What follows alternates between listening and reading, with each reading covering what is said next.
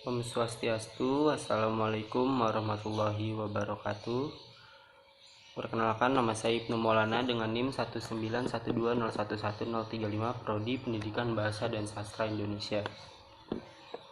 Di sini saya akan mempresentasikan rasional perkembangan kurikulum 2013. Rasional perkembangan kurikulum perlu dilakukan karena adanya berbagai tantangan yang dihadapi, baik tantangan internal maupun tantangan eksternal. Tantangan internal antara lain terkait dengan kondisi pendidikan dikaitkan dengan tuntunan pendidikan yang mengacu kepada 8 standar nasional pendidikan yang meliputi yang pertama itu standar pengelolaan, standar biaya, standar sarana prasarana, standar pendidik dan tenaga pendidikan, standar isi, standar proses, standar penilaian, dan standar kompetensi kelulusan. Tantangan internal lainnya terkait dengan faktor perkembangan penduduk Indonesia dilihat dari pertumbuhan penduduk di usia produktif. Lalu yang kedua yaitu tantangan eksternal. Tantangan eksternal yang dihadapi di dunia pendidikan antara lain berkaitan dengan tantangan masa depan, kompetensi yang diperlukan di masa depan, persepsi masyarakat, perkembangan pengetahuan dan pedagogi, serta berbagai fenomena negatif yang mengemuka. Selanjutnya yaitu ada tujuan kurikulum. Tujuan pendidikan nasional sebagaimana telah dirumuskan dalam Undang-Undang Nomor 20 Tahun 2003 adalah untuk berkembangnya potensi peserta didik agar menjadi manusia yang beriman dan bertakwa kepada Tuhan Yang Maha Esa, berakhlak mulia, sehat, berilmu, cakap, kreatif, mandiri, dan menjadi warga negara yang demokratis serta tanggung jawab.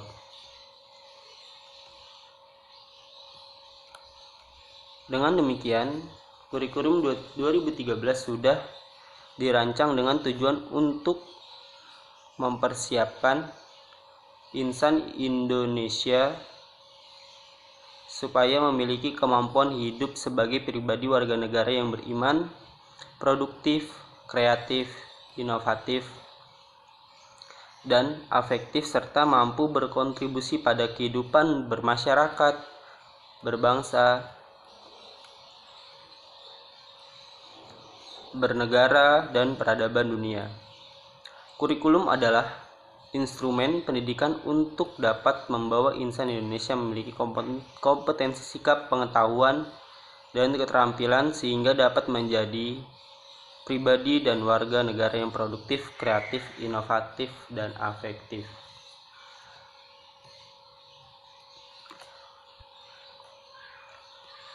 Selanjutnya yaitu ada kerangka dasar kurikulum. Kerangka dasar adalah pedoman yang digunakan untuk mengembangkan dokumen kurikulum, implementasi kurikulum, dan evaluasi kurikulum. Kerangka dasar juga digunakan sebagai pedoman untuk mengembangkan kurikulum tingkat nasional, daerah, dan KTSP. Landasan kurikulum 2013 dikembangkan berdasarkan ketentuan yuridis yang mewajibkan adanya pengembangan kurikulum baru. Landasan filosofis dan landasan empirik. Landasan yuridis merupakan ketentuan hukum yang dijadikan dasar untuk pengembangan kurikulum dan mengharuskan adanya pengembangan kurikulum baru.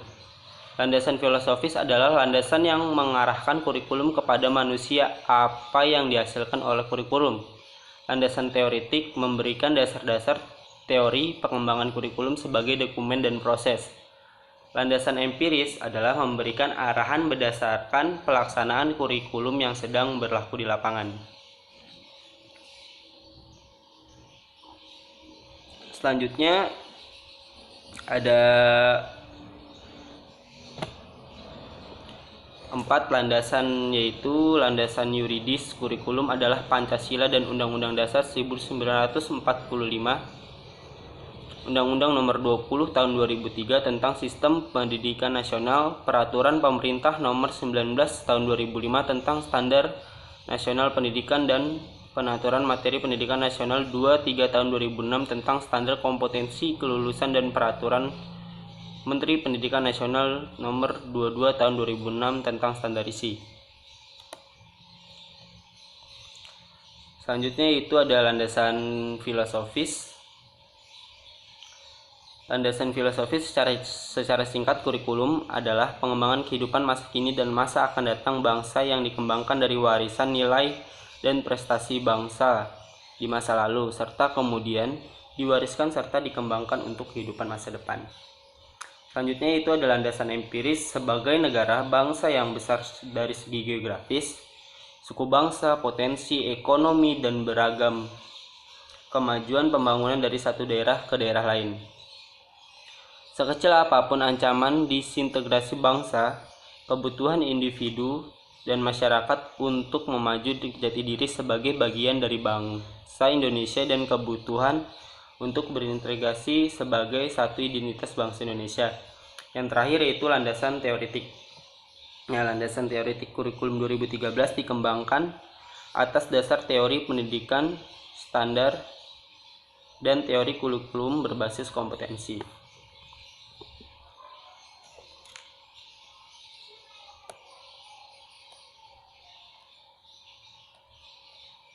Selanjutnya itu ada karakteristik kurikulum. Karakteristik kurikulum 2013 adalah kurikulum berbasis kompetensi. Kurikulum berbasis kompetensi adalah Outcomes Curriculum. Oleh karena itu, perkembangan kurikulum diarahkan pada pencapaian kompetensi yang dirumuskan dari SKL. Demikian pula penilaian hasil belajar dan hasil kurikulum diukur sebagai kompetensi. Keberhasilan kurikulum diartikan sebagai pencapaian kompetensi yang dirancang dalam dokumen kurikulum oleh seluruh peserta didik. Nah, kompetensi untuk kurikulum 2013 dirancang ada 7. Yang pertama itu isi atau konten kurikulum, yaitu kompetensi dinyatakan dalam bentuk kompetensi inti atau KI. Lalu yang kedua ada kompetensi inti, yang ketiga ada kompetensi dasar, yang keempat kompetensi inti dan kompetensi dasar, yang kelima kompetensi inti menjadi unsur organisatoris, yang keenam kompetensi dasar yang dikembangkan didasarkan pada prinsip akumulatif, lalu yang ketujuh silabus dikembangkan sebagai rancangan belajar untuk satu tema. Selanjutnya itu ada proses pembelajaran kurikulum 2013, intrakurikuler dan pembelajaran ekstrakurikuler. Pembelajaran intrakurikuler didasarkan pada prinsip proses pembelajaran intrakurikuler berkenan dengan mata pelajaran dan struktur kurikulum dan dilakukan di kelas, sekolah, dan masyarakat. Proses pembelajaran di SD ataupun MI berdasarkan tema, sedangkan di SMP, MTS, SMA atau MA, dan SMA atau MAK berdasarkan rencana pelaksanaan pembelajaran yang dikembangkan guru. Lalu proses pembelajaran didasarkan atas prinsip pembelajaran siswa aktif untuk menguasai kompetensi dasar dan kompetensi inti pada tingkat yang memuaskan. Lalu selanjutnya proses pembelajaran dikembangkan atas dasar karakteristik konten kompetensi, yaitu pengetahuan yang merupakan konten yang bersifat materi dan diajarkan secara langsung. Lalu pembelajaran kompetensi untuk konten yang bersifat developmental dilaksanakan berkesinambungan antara satu pertemuan dengan pertemuan lainnya dan saling memperkuat antara satu mata pelajaran dengan mata pelajaran lainnya. Selanjutnya yaitu pembelajaran ekstrakurikuler. Pembelajaran ekstrakurikuler adalah kegiatan yang dilakukan untuk aktivitas yang dirancang sebagai kegiatan di luar kegiatan pembelajaran terjadwal secara rutin setiap minggu. Kegiatan ekstrakurikuler terdiri atas kegiatan wajib dan pilihan. Contohnya adalah pramuka sebagai kegiatan wajib. Selanjutnya yaitu ada prinsip pengembangan kurikulum 2013. Yang pertama, kurikulum bukan hanya merupakan sekumpulan daftar mata pelajaran karena mata pelajaran hanya merupakan sumber materi pembelajaran untuk mencapai kompetensi. Lalu yang kedua, kurikulum didasarkan standar kompetensi lulusan yang ditetapkan oleh satu satuan pendidikan, jenjang pendidikan, dan program pendidikan. Selanjutnya, yang ketiga, kurikulum didasarkan pada model kurikulum berbasis kompetensi. Yang keempat, kurikulum didasarkan atas prinsip bahwa setiap sikap, keterampilan, dan pengetahuan yang dirumuskan dalam kurikulum berbentuk kompetensi dasar dapat dipelajari dan dikuasai setiap peserta didik. Lalu yang kelima, kurikulum dikembangkan dengan memberikan kesempatan kepada peserta didik untuk mengembangkan perbedaan dalam kemampuan dan minat. Yang keenam, kurikulum berpusat pada proses perkembangan kebutuhan dan pengetahuan peserta didik dan lingkungannya. Yang ketujuh, kurikulum harus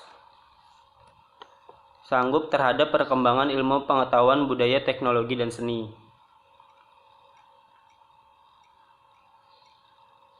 Lalu selanjutnya, kurikulum didasarkan kepada kepentingan nasional dan kepentingan daerah. Dan yang terakhir, penilaian hasil belajar ditunjukkan untuk mengetahui dan memperbaiki pencapaian kompetensi.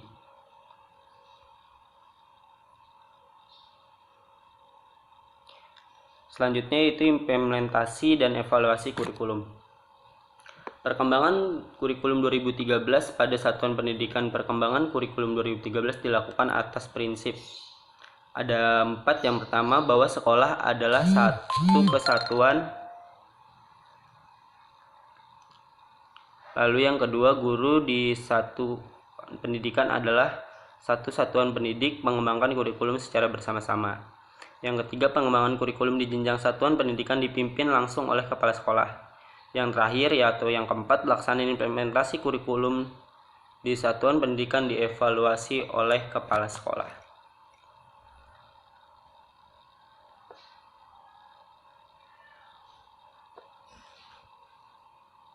Selanjutnya yang terakhir yaitu evaluasi kurikulum.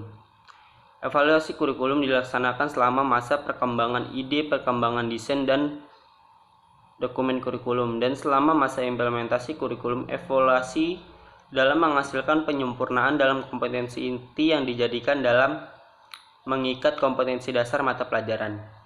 Lalu pelaksanaan evaluasi implementasi kurikulum dilakukan sebagai berikut. Yang pertama, sampai tahun pelajaran 2015-2016 untuk memperbaiki berbagai kesulitan pelaksanaan kurikulum.